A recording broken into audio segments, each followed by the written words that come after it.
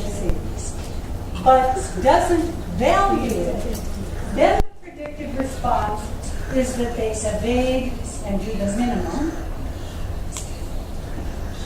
because they know they can do it. It's just that they don't value it. So when you talk about students being interested in reading or writing or whatever the task is, it's useful to know, is it because they think they can do it and just don't care? On the other hand, if they care but don't think they can do it, then they tend to make excuses and pretend to understand. This is a big problem in the United States for international classes where students want to learn it, but they worry about the language barriers. And they just say, oh yes, it's fine, and won't admit to their problems.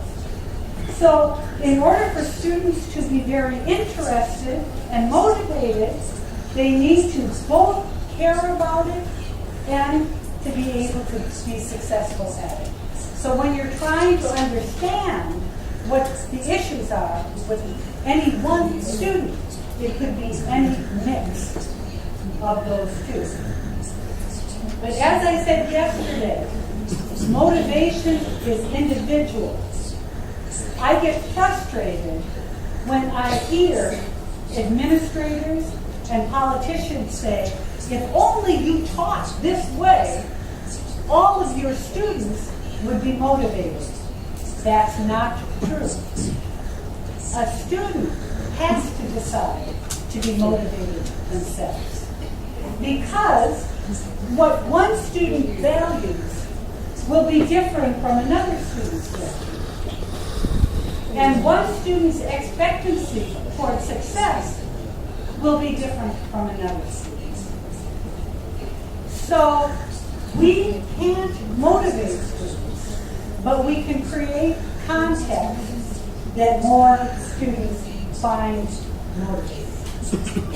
But that is very difficult to do. Let's move on to active learning. Active learning has become a term that is used in pedagogy. But many people confuse it, thinking it means, in English, activity. That as long as students are doing something, they're doing active learning. But that's not correct. Because, for example, active learning is an umbrella term for many kinds of approaches, like collaborative learning, where students work in groups. But you know, it is dangerous to think that students are learning just because they're talking or listening to another student. Active learning really means that the learner is taking responsibility for taking what they're learning and pulling it into their own brain and connecting it to what they already know. It's contrasted with passive learning. Passive learning is where you just sit and somebody tells you something and you may or may not remember it past a certain point. So, to review some learning principles, the brain is composed of cells called neurons. New learning starts with a search for connections to past learning, and all learning is preserved as a network of connections between these different neurons. So body cells clump together, but brain cells remain separate.